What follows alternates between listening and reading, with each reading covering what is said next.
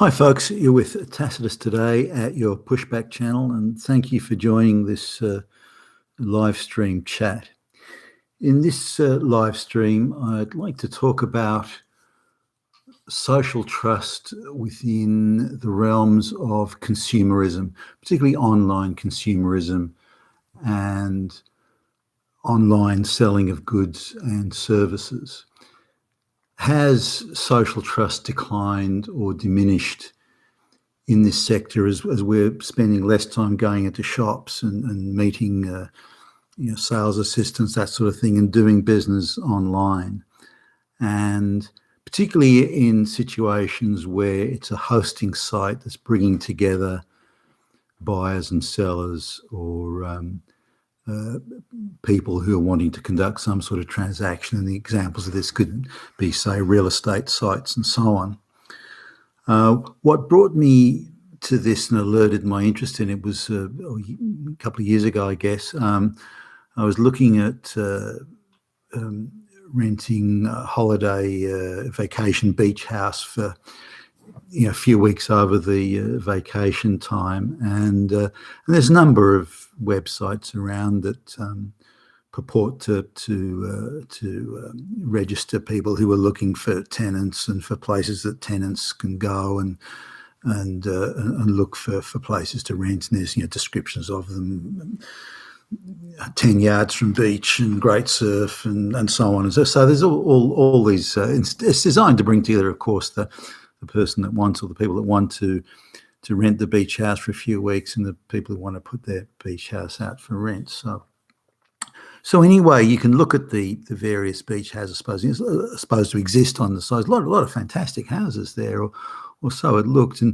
But you've got to pay like $100 membership to be able to contact the people that are advertising their place on this website. So and there seemed to be plenty of places. So I coughed up, ponied up the $100 and started contacting the people or the supposed people, and they were great photos and that sort of thing. And there were no addresses or anything like that. You had to, as I say, pay the membership fee, join, then send them a message through an internal messaging system, and then the people would respond, and you'd cut a deal and so on. So anyway, I again joined and paid the money and started contacting the people. Now I don't know, 20-something places that I thought looked pretty good. So I just started sending off, hi, would you like to talk about? We're interested, and how about we talk about this, and one by one the places came back. You know what? I've just rented my place just earlier today. The message would come back. Oh, look, if you'd contacted me 5 minutes ago, we could have done something. So all these places, an incredible sort of 20 in a row, and they all had just rented their place, or they said they were being inundated with the highest quality responses, and on the very day that I contacted them as well. This was just incredible. So it turns out none of these 20 places, which was the whole reason that I joined up, paid the membership for this website. All these 20 supposed holiday homes, beach houses, they had all gone or were unavailable. And exactly at the moment I contacted them. Now, if one or two had sort of not been available, I think, okay, fine. But you'd expect out of 20 that they wouldn't suddenly all disappear and be unavailable on the very day that you contact them. So it was, and some of the responses, in fact, all of the responses that came back were clearly written by the same person. So this was a fact where the website had put up fake adverts in order to entice people to pay the membership and come in, and then all the best, the brightest and best of the offerings were all fakes, all manufactured, and all part of what we many of us know now as part of customer engagement. It was a way of drawing people in to pay the membership fee. And look, once those best ones were cut through, there were some others that were genuine, not as good as those ones, but nonetheless, they were maybe 250 yards from the beach, and and maybe they had only one bedroom instead of two or three. So there were options out there, but the best ones were all fakes, every one of them. So that got me thinking about just how much of the online engagement industry is fake, because the only way this website can make money is they get you to pay a membership fee. That's how they make their money. So their reason for being in business is to get a membership fee out of you. It's not to deliver a service per se, but to get the membership fee. Once you paid the and there's plenty of suckers out there. Once you've paid the membership fee, then you're on your own. It's your problem.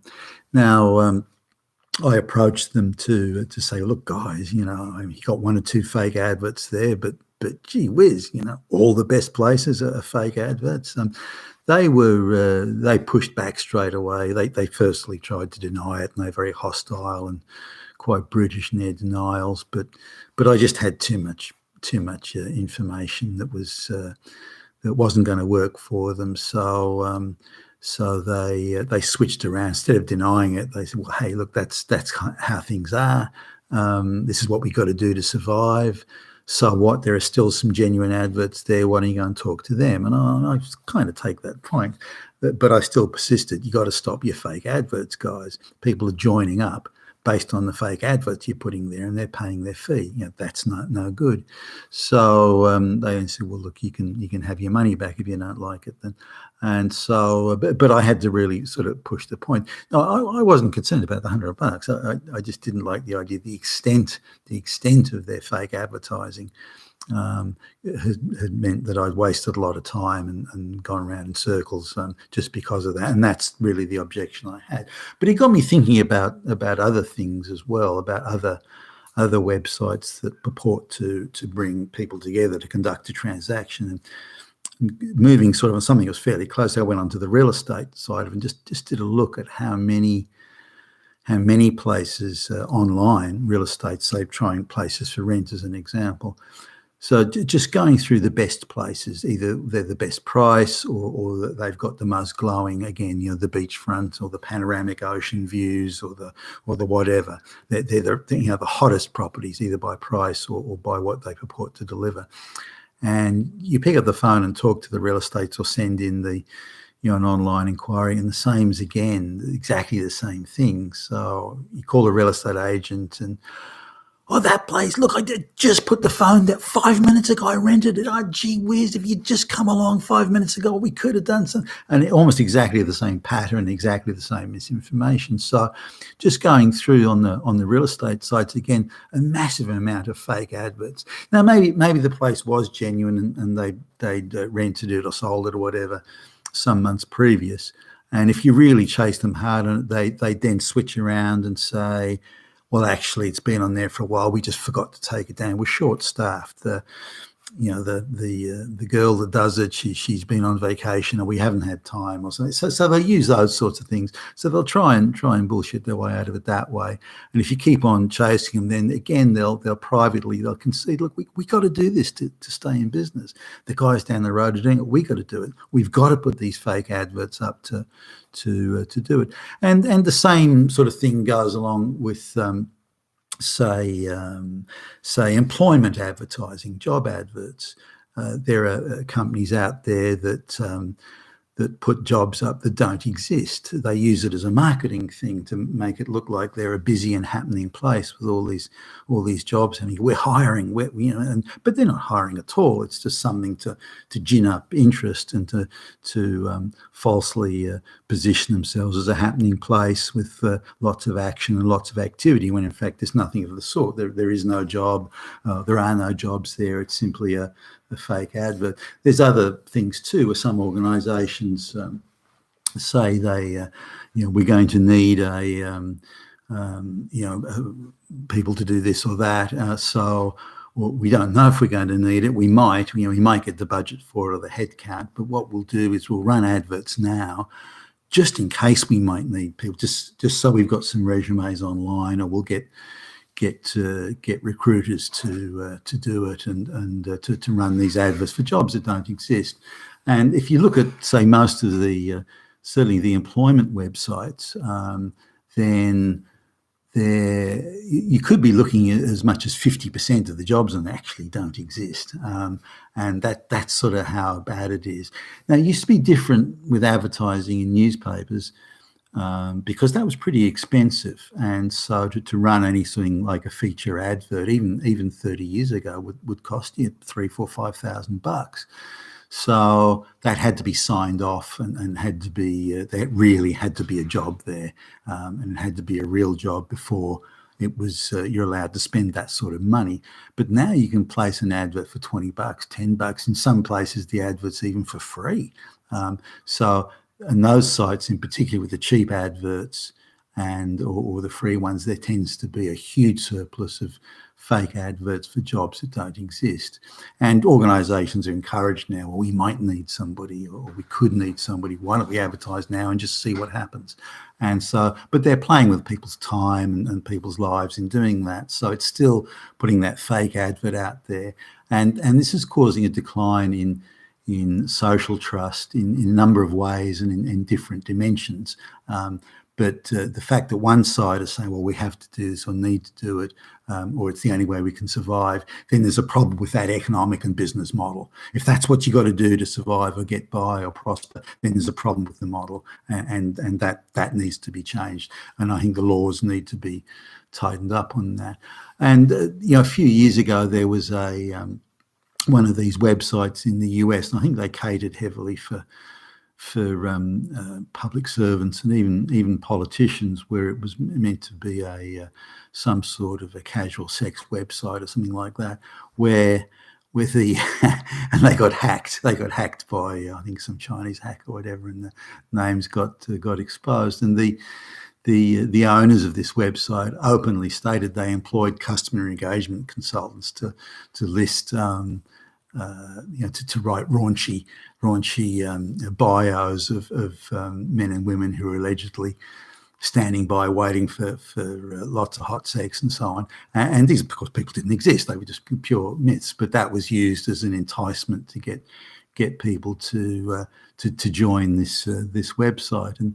And people that I know, particularly women who join, say, dating websites here, there might be a whole bunch of hot guys, but as soon as they join, these hot guys suddenly disappear and are all gone and don't exist. Or so clearly it's a method that's being used in a certain section, in employment and all these sorts of different areas, where fake adverts to entice a response and to get people to join, to pay fees and so on. It's widespread, and if anyone's looking for a pandemic that needs addressing, there's a pandemic right there that the lawmakers could jump all over. So things like that, the fake adverts, they shouldn't exist. And if, again, as I mentioned before, if the business model relies on fake adverts to get by, then there's a problem with the business model. I've also noticed with online purchasing where there'll be a little message pop up. I'll say, if you're thinking of buying something, where it'll say, in stock now, we'll ship within 1 hour or 2 hours, or same day shipping and this sort of thing. And if you're looking at timing, when you're going to, actually, I'm going to need this by Friday, so that works for me. So I'll order that online instead of ordering it from another place. Now, as soon as you place the order, then a message comes in, we've just run out of stock. Just this very minute, the last one got sold. Oh, well, it'll be 3 days before we get more stock, or it'll be 7 days to deliver instead of 3, and this sort of thing. Now, because of that I doubt very much it was in stock. I think that's just a little enticement that they used there. Couldn't prove, and I didn't chase it, but it's just happened too often for that to be an accident or a coincidence. So again, that enticement through the fake advertising is something else. And I think in totality, this is having an effect on social trust and business trust, is indicative of the obligations of faith and trust that we have in one another. For example, if, say, a major supermarket chain or shop was advertising, I don't know, some soda, some brand name soda, and for half price or something like that, and people went in, there was no stock, or it didn't exist, or there was no such thing, or there'd be legal consequences, and consumer affairs departments would jump all over it.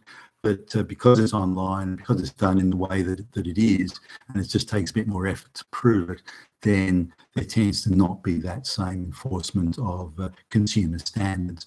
And I see this as part of a general decline and something that's going to contribute and facilitate reduced social trust in so many other areas as well. In this case, of course, online business and so on. That's my take on that. You've been with Tacitus today, and thank you for listening.